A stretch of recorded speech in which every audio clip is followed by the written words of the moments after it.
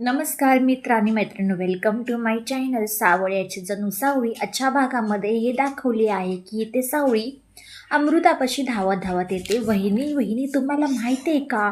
आणि तिचा हात धरून अशी घट्ट मिठी मारते. अमृता म्हणते, अगं सावळी सावकाश, अगं काय झालं, काय सांगशील का नाही? सावळी म्हणते, वहिनी खरंच तुम्ही म्हणला होता ना सारंग सर माझ्याशी बोलतील म्हणून. बोलायला लागले, पहिल्यासारखे वागायला लागले आणि मला तर विश्वासच बसत नाही आहे. आणि त्याचं काही कारण आहे माहिती आहे का? जेव्हापासून सारंग सरांचं माझं लग्न झालं आहे ना, जसं काय ते माझ्याशी वागत होते ना, तसा स्वभावाची मला सवय नव्हती हो. त्याच्यामुळे मला तसं वाटलं. अमृता म्हणते, अगं मी सांगितलं होतं ना तुला, सारंग असा काही करू शकत नाही, जरा डिस्टर्ब असेल, कामाचा लोड असेल. आणि तुला सांगू का, मलाही थोडासा धक्काच बसतोय राजकुमारबद्दल. कारण की राजकुमार एवढा रागीट, माझ्याशी नीट न बोलणारा माणूस अचानक नीट झाला आणि चांगला वागायला लागला, हा माझ्यासाठी एक मोठा धक्काच आहे. असं काही बोलल्यानंतर ना परत एकदा इथे सारंग जातो, जगन्नाथकडे गेलेलाच असतो. जगन्नाथने सांगितलेलीच माझी भविष्यवाणी अशी अशी आहे की सावळी कधीही आई होणार नाही. पण सारंगने सांगितलेलं असते की ह्यावेळेस तुमची भविष्यवाणी तर खोटी ठरणार आहे. जगन्नाथ म्हणतो, अरे वा, छानच आहे की, झालं तर चांगलंच आहे, शेवटी माझ्या लेकीचंच चांगलं होणार आहे. सारंग म्हणतो, शेवटी सावळीचं विठुरायावरती एवढी भक्ती आहे म्हटल्यानंतर ना तिची कूस उजवणारच, म्हणजे तिला बाळ होणारच, असं काही सारंग बोलतो. परत इथे तारा तिच्या वडिलांच्या घरीची असते. जयंत जाते ताराचे कान भरण्यासाठी आणि म्हणते की, काय ग तारा, काय करतेस काय तू?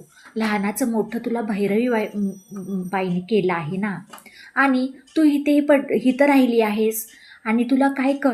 ही जयंती भैरवीच्या सांगण्यावरून ताराचे कान भरण्यासाठी आलेले असते, पण तारा काही ऐकायला तयार नसते. तोपर्यंत ताराचे वडील येतात, म्हणतात, जयंती तू ताराची अजिबात कान भरू नकोस, तिचा बाप अजून खंबीर आहे आणि जिवंतही आहे.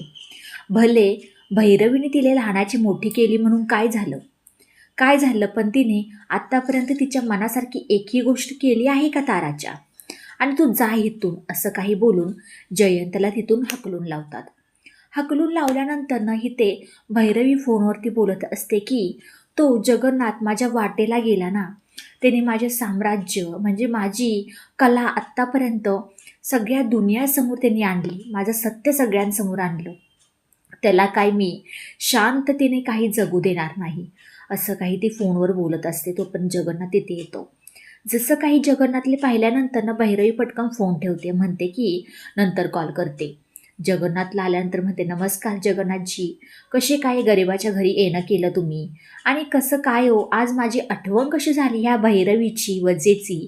असं काही बोलल्यानंतर ना जगन्नाथ म्हणतो, बास कर तुझं नाटक, आणि तू काय बाई आहेस ना मला चांगलंच माहिती आहे, आणि तू माझ्याबरोबर जो काही खेळ खेळतीस ना, तुला त्याची चांगली शिक्षा आणि चांगलंच भोगावं सुद्धा लागणार आहे.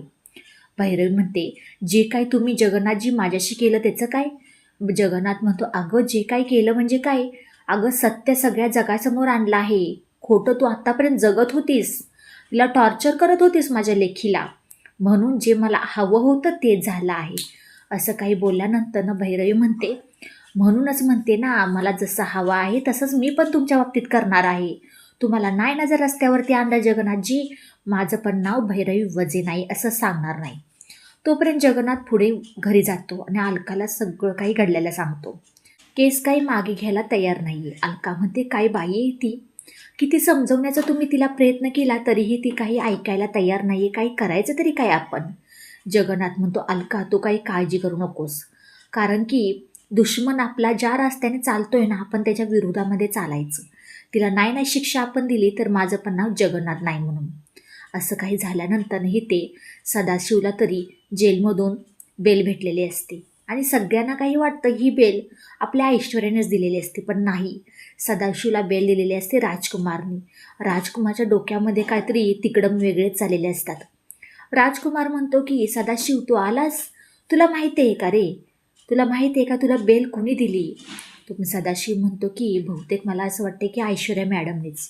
अरे नाही रे नाही, आतमध्ये बसून बसून तो कंटाळाचील ना, म्हणून मी तुला बेल दिले, एवढं लक्षात ठेव. आणि तुम्ही का बरं असं, मी तुमच्याबरोबर एवढं वाईट वागलो तरीही का बरं असं?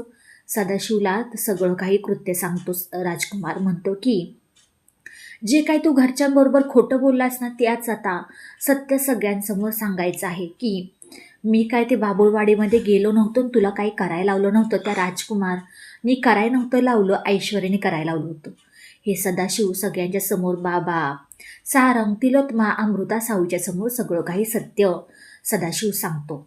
तेव्हा कुठं तिलोत्माचे डोळे उघडतात.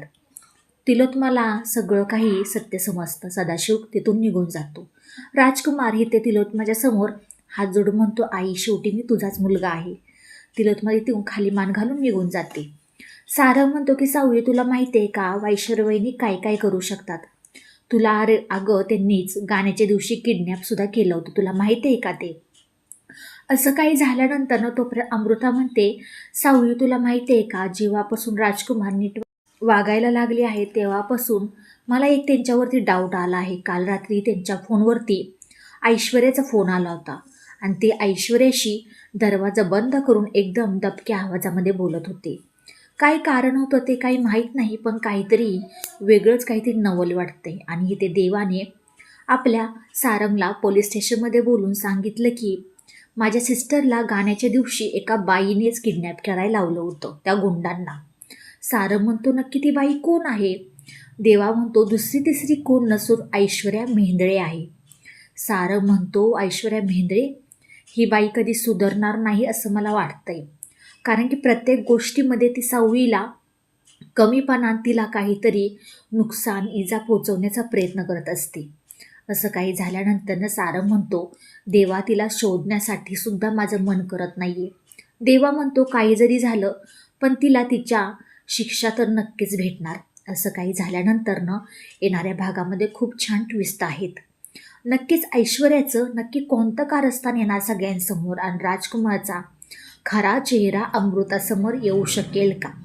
व्हिडिओ शेवटपर्यंत पाहिल्याबद्दल मनापासून धन्यवाद. आवडल्यास लाईक, शेअर, सबस्क्राईब करायला अजिबात विसरू नका. चला भेटूया पुढच्या व्हिडिओमध्ये. बाय सगळ्यांना.